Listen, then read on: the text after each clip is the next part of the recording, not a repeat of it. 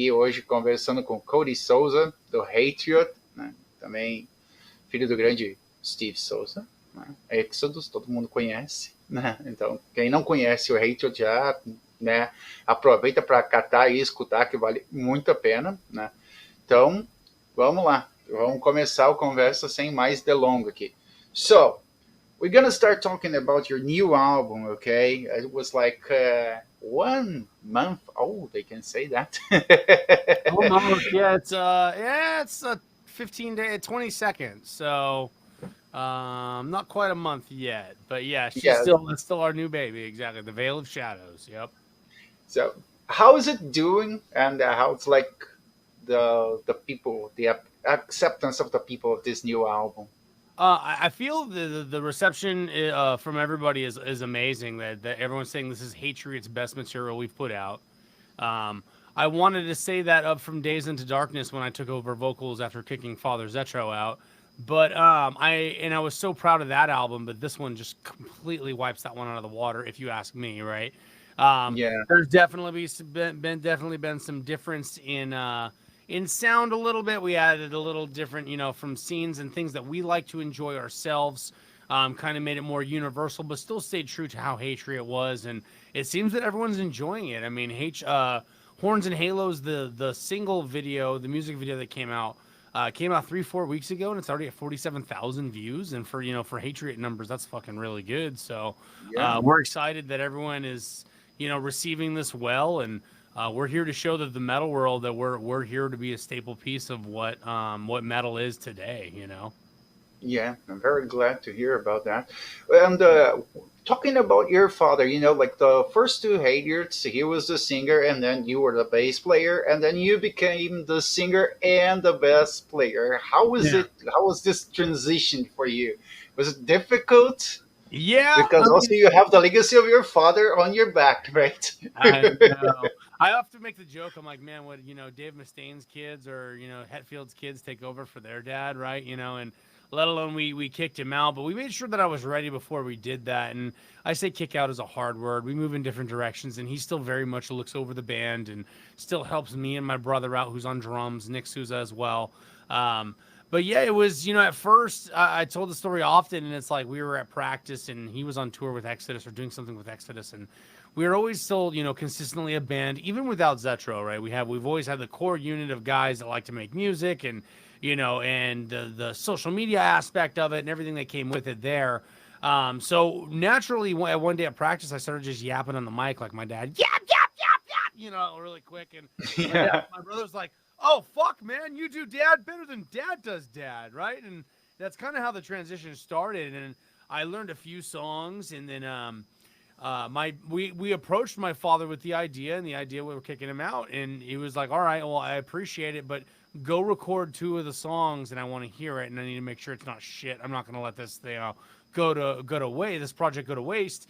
I went with Yuan Tiaga, and actually one of the 2 tracks, which is from my Cold Dead Hands, is available on our Bandcamp, so you can actually hear that's one of the first 2 tracks that I sung with Hatriot. Definitely think my vocal style has changed and got a little more violent and aggressive and a little more spitty and a little more death metal-y. You can definitely hear that on the Veil of Shadows.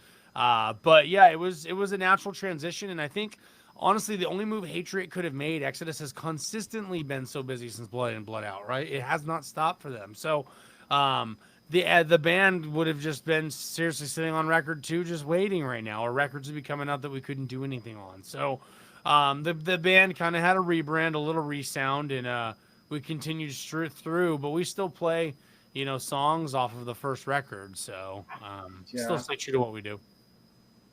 Okay, so talking about new bands and new thrash metal bands, how do you see the new bands nowadays? And do you think there is space for the new bands and the old bands? Like there is kind of a competition. And there's also some new bands that are trying to sound more like the 80 bands, like a revival, like how do you Yeah. see this? Well, I think it's a good thing, right? I mean, even people I work closely with, that being Heathen and Warbringer, friends with both, Chase and Carlos, and then obviously Craig and Lum has helped out Hatriot a lot. When Heathen. So to see like Heathen and Warbringer go out, right, is kind of cool. Um, it's like you said, a kind of mixture of new and old, and I think a new band that's redefining the thrash genre, if not with carrying it on with a torch, like Warbringer or Ex Mortis or Havoc or Lich King, right? I mean, there's bands that Hatriot, right? There's bands we definitely Phantom Witch, we aim to do that, So, um, you know, I definitely think there's place for new and old. I think it's awesome that the genres are all blending. I think that metal is too niche of a subject for elitism. We all have to learn to play with each other. Like the tech death kids got to learn to play with the thrashers, and the thrashers need to learn to play with the black metal kids, and the black metal kids need to learn to play with the punks or whatever, right? Like it's all outcast music. So, I think it's good. I like the blend of new and old. Yeah, I think it's important because Hatred has like a mix of the old thrash metal and the new thrash metal Yeah. in a very nice way, And if you look back to the 80s bands, they had like a mix of the 70s and something that was going to be created, like they Right. were learning a new style. Just like most of the thrash metal bands had lots of influence in the 70s. Yeah. Most people don't know that because they wouldn't believe that. Right. Exactly. It only evolves from the generation before it, right? So. Yeah, it's like there is this kind of like the 80s and then the 90s and then the 2000 generation, but the 2000 generation seems like to go back to the 80s, They're Yeah. trying to mime the 80s. Sometimes it's pretty cool, sometimes it's a little bit boring because I think the band sometimes they lost their identity, They could have like a very good stuff and sometimes they do something like a copy, like it's Yeah. like a Yeah, I it's mean, it's like everyone wants bonded by blood over again, right? It's never gonna happen again. And if someone gave it to the people that want bonded by blood, it wouldn't be good enough anyways. Nothing will ever touch it, right? So, we there's been a little flack for us adding some deathcore and some melodic Gothenburg into our newest album, and I think it's fucking awesome, man. Keep mixing, yeah. that's what we liked. I grew up liking thrash and melodic death metal, so you're gonna get Children of Bodom, you're gonna get the Black Dahlia Murder, you're gonna get In Flames, you're gonna get things that we enjoy to hear. You're gonna get a splash of hardcore from Costa and my brother and Kevin's tastes, right? So, we're just staying true to what we enjoy, but what also feels right. So. Yeah, it's important for the music, to evolve, to look back to the past, but also to evolve, like and Yeah. even as musicians. It's like some people are a little bit narrow-minded when we talk Yeah. about a style, like we have it in all the styles, like thrash metal, death metal, black metal, whatever, and there are Yeah. some people that they claim to be more traditional because they're not able to understand music. Actually, I think Yeah. in Yeah. my I point understand. of view, But once you talk about Exodus, I have an interesting question about it. Like, how was it to play an Exodus cover with your father? It was fun, man. I mean, we did a bunch of them with him. I believe we did the Toxic Waltz, War is My Shepherd, and Last Act of Defiance. There may be one or two others I'm not thinking of at the moment. Always a good time to play with pops. Even back in the day when we did Exodus covers, when we did Alone in the Dark, when we did, I believe, did one other Testament song. I can't think. Reign of Terror. Reign of Terror was fun to play with him. So. Even the times we did share on stage is always good. He let me sing an Exodus song with Exodus in him once in San Francisco. I sung "War Is My Shepherd" or the second half with him, so that was fucking fun. Um, Remarkable to be on stage with such legendary musicians. You know what I mean? So, I also recently over this weekend too we played up in a place called Lakeport, California, and Rick Hunolt Yeah. played the last act of Defiance on guitar with us. So half of the H team up there shredding it was fucking awesome. So Yeah, I saw this one on YouTube. It was amazing, like all yeah, we had the fun. synergy with the audience and the band playing. It was like Yeah, great.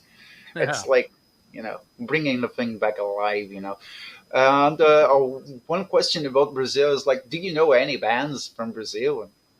And We just met Claustrophobia. They're stationed. They're from Brazil, but they're up in Vegas right now. Those guys fucking bring it, man. They remind me of like fucking Meshuggah meets like Sepultura, man. They're fucking heavy. Yeah. Other than that, you know what I mean? Obviously, the Cavalera family has come out of there.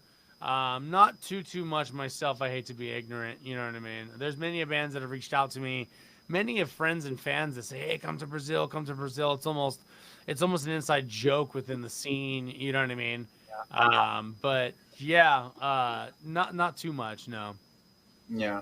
Okay, and just like another part of my question is like, it's the band scheduling something to come to Brazil, to play here in any concert as an Dude, invitation and or something like the that. second it's feasible and the second we have an offer and the second management thumbs that up, well, I am coming, right? So anyone in Brazil, promoters who hear this, like big time promoters, obviously Hatriot may not be a swing in its own right, but to package Hatriot with a band that would be able to pull and guarantee on that, we are fucking waiting. Definitely let us know.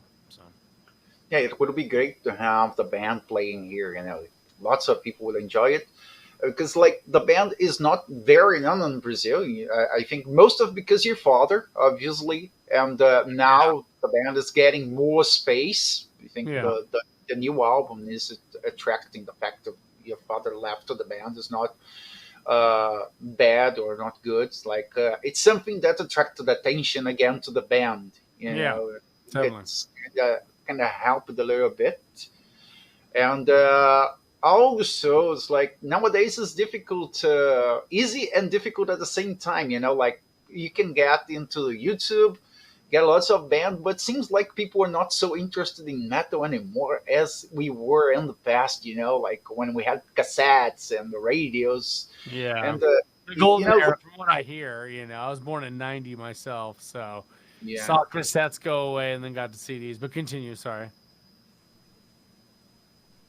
Yeah, it's like nowadays seems like most of the people like the band, but you don't run after the band because it's easier to find the band. Like Yeah. it's a little bit boring in my point of view. Like it helps a lot. Technology helped a lot. Lots of old bands that were never known now Yeah. are appearing. New bands are able to get more space because Yeah. now we have more specialized media too, and as well as we are chatting here, we have the opportunity to talk to bands, to members, and it is more sincere, like the difference, like fanzines and old magazines that usually mainly here in Brazil they wrote whatever they wanted about the band. They didn't Yeah. check any information. What's kind Yeah, of yeah. But that's what helps the scene get around, man. And I really appreciate people that take your time like you to talk to someone like me and help get the word of Hatriot out and get the music out there. That's awesome. For the fan that's into it, that's the fan we want anyways, right? I'm not sure if metal necessarily needs the people that are going to listen to it because it's hot and leave. Metal fans listen to metal because they love metal, right? So, Yeah, yeah. and I think Hatriot is having a Brazilian fan base now. I think the things are Yeah. getting That's awesome. cool. I hope so. Yeah, it's like I really hope you can come here because it's important to bring bands to Brazil. Like it's something that I appreciate lots of kind of music, thrash metal, death metal, black metal, and I think like it's important to have concerts rolling. Because after 2 years of pandemic, we were like, you know, waiting for something to do, and Dude, there was no concert, nothing. dude, Lots yeah. of bands released albums and they couldn't go on tour. Like Yeah. you go on tour with a new old album. It didn't Right. happen with Hatriot, for instance, because you have a new album, and now it's easier to go on the road. Like because it was 2 years ago, it would be a pain in the ass. Yeah, and that's when the last one came out was 3 years ago. It had a lot of good perception, and I believe Corona killed that. I've been saying before saying we were on a bunch of European festivals, and we got after Corona we got pushed to the waiting list. We were no longer on the European flyers, and we were beforehand. Like you can clearly see them, So putting another record out to show the world that we're here, definitely helped. So. Yeah. And how are the concerts doing? Like the schedule for the concerts? Any concert in Europe or just United Uh, States? New right now, album. I'm working something big under wraps. I don't want to be just like every musician and say that. I can't say anything right now. We got some Great. big plans for Hatriot moving forward. I hope by next year you will see us on all the flyers and, over in Europe. I hope, and if I have it my way. Um, but, there's a lot of bands still trying to make it and still trying to establish themselves and still get over there and still get around our own zones and everything, right? So just keep your eyes peeled. Like I said, I got some stuff I can't talk about, but I'm excited for our future. I really am. I put my career down to follow what Hatriot has going on. So. Great. And talking about your influences as a bass player, like who is like the main bass player for you? Like the guy Oh who man, everyone always kind of quotes me on that, and I really didn't have like too many. Like I liked going on YouTube and watching Victor Wooten. You know what I mean? Obviously, Flea. Those are like the generically good people that are good at slapping and stuff like that. But really got into more like metal slap and technical, like people like Evan Brewer, Bart, the old bass player from Black Dahlia Murder, and or anyone in like the tech death scene. Really good bass players throughout the technical death metal movement. Kind of was always an inspiration for me. But also people close to home too, like Jack Gibson, Willie Lang from Laws Rocket was a close friend of the family. Rest in peace, he passed away. But really, anybody from A to Z, I enjoyed it all. There wasn't one guy that was like that was my guy. Yeah. And if you had to choose one of the Hatriot bands to be your visit card, which album would be the one that you say like, oh, here's my band? Oh, definitely the new one, The Veil of Shadows, for sure. I think it shows melodic death metal, it shows hardcore, it shows thrash, it shows dynamic. My vocals are the most extreme, the production's the best. I mean, definitely, The Veil of Shadows is where we officially say this. Where Yeah, I was listening to it earlier, and I have to say that it's like a great mix of styles in this new album. It's pretty yeah, interesting, yeah, and it didn't affect the sound of the band. It's like you keep the identity of the band, but also you have something new to add to the band, and this yeah. is interesting and also important for a band to keep alive, in my point of view. Like flirting with other styles isn't that bad as most people think. Like there's Yeah, as long as it's sometimes. not too dramatic, but like local, local styles, I think is totally within the realm of, and like you're saying, is the flex of styles. People are saying it's like almost genreless. It's hard. They're calling it melodic death thrash. I don't know. I don't know where you go with that. Death thrash core. I don't know. So it's something in its own right, and I hope that helps it stand out. Right. Yeah. Yeah. Well, I love black and thrash metal and death metal. Like it's like Yes. there are a lot of bands that you can enjoy without being like narrow-headed. Like the only problem is when you concerned about Norway. What will they think? I think it's like people should learn how to understand what is a musical lyric and what is life. And Yeah. nowadays it's pretty boring. One thing, mainly about thrash metal. I don't know if you don't want to talk about it, no problem. But it's like one thing that fets me up is like the new bands. They are insist that they can't talk about politics in the music. Well, thrash metal and punk rock were based in society Yeah. against the laws, against the current All right. policies There's and attitude everything. to it. That's part of the music, right? Yeah. And it's weird when you're going to talk to like, oh, it's like, what is your position? I don't want to talk about politics. Come on, man. This is like the style. It's Yeah. like I understand the black metal bands like having no opinion or death metal bands, but thrash metal band sounds a little bit weird. Like Yeah. Yeah. because it's like it's kind of mandatory, like for a thrash metal band or a punk rock band to have kind of position. Yeah, I mean, whether it's that position or not, or what you're trying to sell, right? I mean, being a thrash metal band, we definitely have songs that are against the establishment. Whether the establishment is left or right at the time, it's just kind of the attitude we swing, right? Yeah, Everyone's always like, everyone thinks that Hatriot means we're super right wing, or there's some people think that Hatriot means that we're for the left side, and it's like, for each their own coin to decide. The yeah, lyrics are kind of written that way too, to where it doesn't favor either and or. It just calls out what how the system is. Definitely, as far as like our topics are domestic violence and stuff that the government really doesn't have control of, but the horrors and the dark sides of America too, right? We always slip a song about a serial killer in there. We always slip a song about a monster in there, you know. So we Yeah, I think the name of the band is pretty interesting. As you said, you can't differ which side it is. It's like, yeah. and usually, if we talk about patriotism, it has kind of a limit. It has double side. Like, how can I say this? You have lunatics and you have people who are correct in the same level. Right, That's right. It's crazy, and then both, like you said, everything is so extreme lately. It's just like I don't even define it anymore. It just is what it is, right? You know. Yeah, I think nowadays people don't think.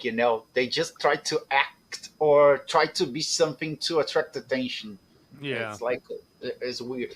And music, we are kind of seeing these nowadays. Like most musicians are trying to attract attention and like doing wrong things. Like some of the bands, they don't have like a very good sound quality and things like that, so they have to be or politically incorrect or politically correct. Like saying Yeah. bullshit live in order to appear. Like because you have YouTube, you have like YouTubers and things like that, and Yeah. it affects. There is a good point. You want to sell the band, but also it's like bad for the band too. Right. Like It's difficult nowadays in the culture we live in, right? You know, like bands like, so, even Suicidal Tendencies lately has been getting flack for their name, right? The name alone, right? So, yeah, like, we haven't even got into lyrical content yet, So it must be so yeah, difficult nowadays. I'm firm where we stand with our name. It's one word. It punches. It hits. It's up for definition. There's no clear and finite one. We sing yeah. about I fucking drinking sex remember. and monsters, So Yeah, I remember Suicidal Tendencies had some problems with Facebook because of the name.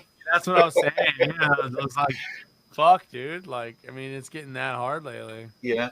And you did you face any problems with the name of the band, because the name of the band sounds like like people can be a little bit offended or something, like, wow, what kind of name is that? Yeah, no, nothing really. Always wear the T-shirt with pride. Even my wife and all the girlfriends do, and the name slips by everybody.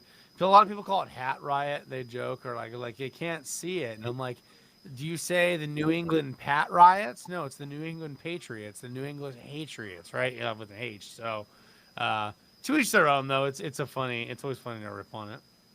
Yeah, it's like pretty interesting this. And do you plan to release another album after this one, or just a tour? Oh, Um, so okay, go on. I'm gonna ask you I after. was gonna tell you we're always working on content. I already have a title name for the new record. A project name. We already have files in at least a half a record worth of files in a box. How many times we like to reform things? That means we're still well in the work on the new album. But yeah, no, it's already on its way. We are um, trying to be with quality, right? Content machines. So we're just trying to demo and put out and strategically put out and constantly revise, revise, revise. We do a lot of pre-production in this studio behind me here in my home Great. studio, and we will not even go to the studio until the pre-production is exactly how we want the record. So there's no define. We keep our studio bills down. We go hit the studio as quick as fucking possible with quality, and we make sure it puts out. So yeah, I want to say we want to be content machines. A lot of people are like, oh well, content's got to be good. Like we definitely refine our craft and what we do for sure. Yeah. This the As most far as for considered. the new album, do you intend to release any video, or you have any videos for it? Yeah, so like I said, the Horns and Halos video came out, the music video. So that one's live. There's also two, but all three singles. Yeah, the first two had lyric videos, "Hymn for the Wicked" and "Verminous and Vile," and then the Horns and Halos actually had a music video done by Mike Sloat. He's Mr. Testament Machine Heads behind the scenes guy. He does an awesome job with Horns and Halos. Like I said, check that out on YouTube. That one's got a bunch of views. Leave a comment. Tell me what you think for sure. Yeah. I think nowadays it's important to have videos because most of the people they look for the band like for videos that when they never heard about the band, like even Yeah. I do that, like check the band, like okay, let's go to YouTube. I think it's a wonderful tool. Yeah. My only problem with the new generation, I'm old, okay. So I was born in the 70s. Yeah. So it's like I have kind of a problem with the new generation, the YouTube generation, because yeah, it's like there is a very good point on YouTube. You go there, you look a band, you look for a band, you can listen to the band, and then you can run after something. But the guys nowadays seems like okay, I can listen on YouTube. I don't want to buy a physical media. Right. That sucks. I'm a slave myself to Apple Music. I know a lot of people use Spotify. I love that there's like curated playlists about new music, and Hatriot gets on there, a lot, and different bands that are up and coming. So it's like tit and tat, really. You just got to kind of draw your losses that music is the hard dollar to scrape out of music, out of music. The physical copy. So. Yeah, it's like I'm the kind of a maniac guy. When I listen to something, I want to have the physical thing, like that ritual. Even a CD, like Yeah. before it was the LP, but vinyl. But you have that ritual of opening it, putting it on your Yeah. stereo. Like the vinyl was like, Yeah, right.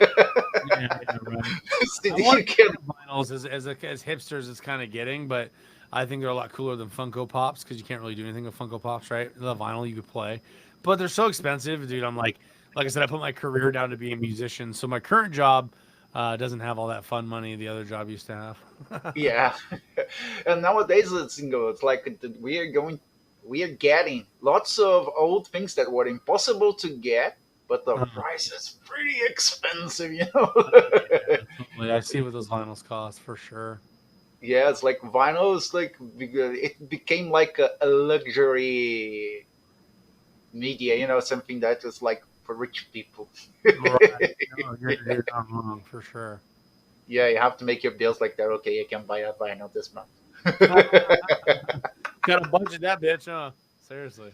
Yeah, and also if you were married, you have to lie to your wife, about the price of the vinyl.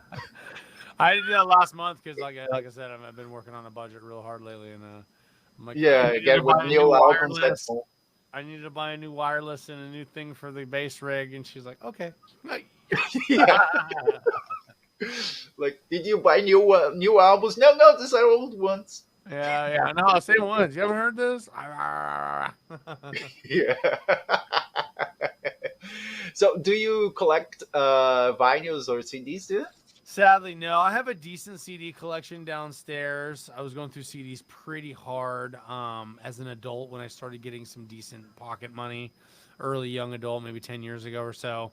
I tried to go down to the record store and get like 2 to 3 a week on a paycheck just to try to support the metal scene and get that going. And sadly, that's like kind of that right after that is right when Apple Music and Spotify and Pandora were taking off. And it was just so much easier to check them out on that. I hate to say that I'm on there. Yeah. I know a lot of musicians crucify that, but it is what it is. I've accepted streaming for what it is. And like I said, I think there's other avenues to take to make money in music. Yeah, for one thing is easier to storage them. All right. It gets out of hand after a while, huh? And now it's Yeah. like you don't even have to. And before I was still doing it digital, right? I'd buy the CD, rip it onto my computer, all old school and 90s style, and then upload it onto my phone. You know what I mean? So that was the way I do. I still listen to it digital, and then I'm like, after a while, I'm like, dude, I don't got the money or the time for all this anymore. So Yeah. yeah, it just goes, and then yeah. Oh, I usually sometimes like with like it's like Celtica Frost. I'm a real fan. Like I buy the LP and then I have the CD, but I listen on the MP3. Yeah, exactly. It's easier. It's funny when we were on tour with Ex Mortis in Silver Talon, some people come up and be like, "The fuck you selling CDs?" And then some people are like, "Fuck yeah, the CD!" Like I was like, "Oh fuck, was it wrong that we invested some money in CDs? We sold out of all of them by the end of the tour, right?" So, wasn't bad at all, but it's like it makes you think for a minute. Yeah. Well, it's like as we always say, like technology has the good benefits and the bad benefits. Like it depends on the people who use it. Like Streaming is good for one thing, it's bad for the other thing, it really depends on the user, but Yeah. actually it's like the best thing about it is like we can get in touch and find stuff like bands like Hatriot and things like that that we would take like years to discover, like Yeah. because it's like not only the content thing but the divulgations and things like that.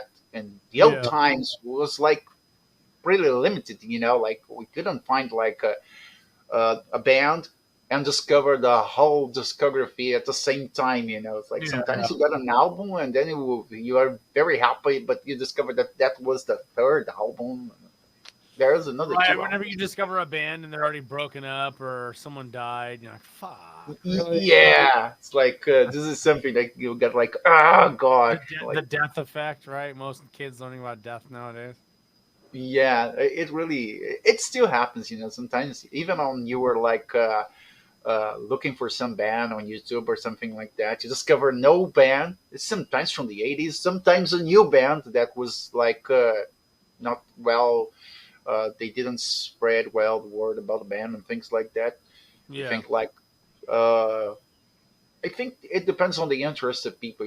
Like I think nowadays people are listening to lots of many different styles and they don't focus on one style anymore because that time if we go back in the 80s in the 90s we didn't have much thing to listen, so we were like Yeah. kind of crazy listening to the same thing all the time. I it agree. was Yeah. it was easier to be loyal to one style because you didn't have the other style, and Right. it It was wasn't such a like a what brought on like early iTunes and MySpace eras. You just got all these blends immediately, right? And some people are immediately distasteful to it. yeah, it's interesting to say this because in the 80s in the 90s the bands didn't have touch with many different styles. So it's like they have their own style. It was like close there. And in the 90s, the bands like they became a little bit more open minded, started to listen to other things, to incorporate Yeah. it to the sound of the bands.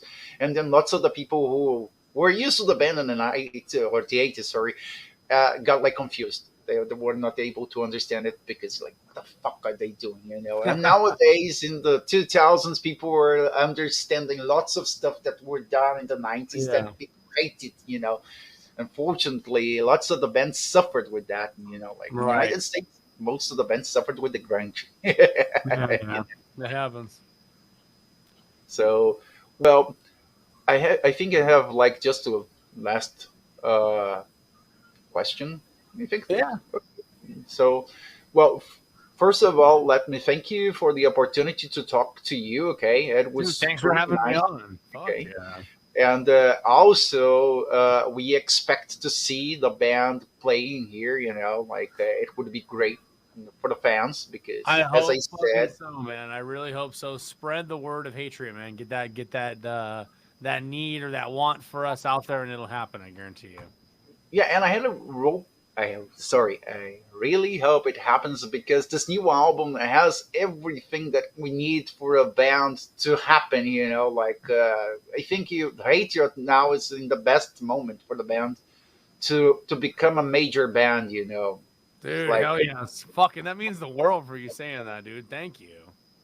yeah, it's like I just like as I said, I enjoy lots of uh, different styles, and this new album it has what a band needs to happen, like there is identity, there is the own style, but is also the influence of the other styles in a very interesting mix.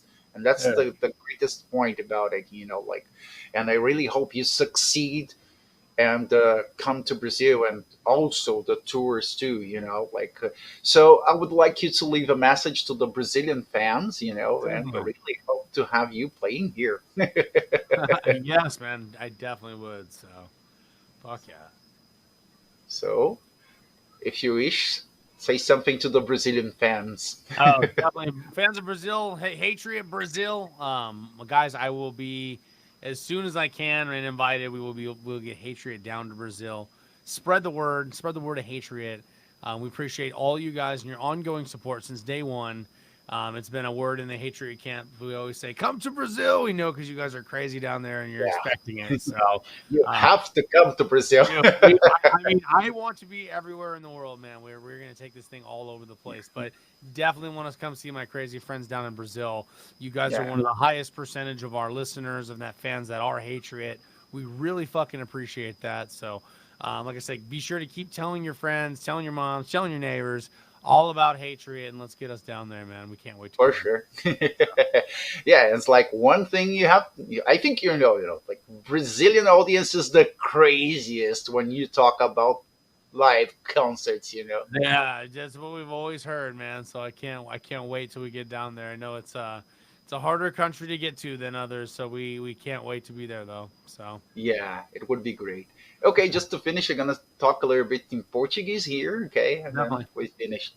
Ok, então, galera, estamos terminando aqui com a presença do Cody. Tá? Valeu aí quem está assistindo, né?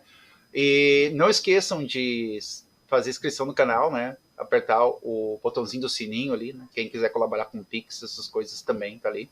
Mas valeu pela participação do Cody, né? E nos vemos no próximo vídeo. Então, bye bye, Cody. Thank you very much. Okay. Thank you guys for having me. I appreciate y'all so much. Check me out on my socials. Be sure we stay in touch. Shoot me those messages. And guys, I look to see all you guys in Brazil soon. Much love and a half. Share the new record, and everyone be good. Sure. Thanks, brother.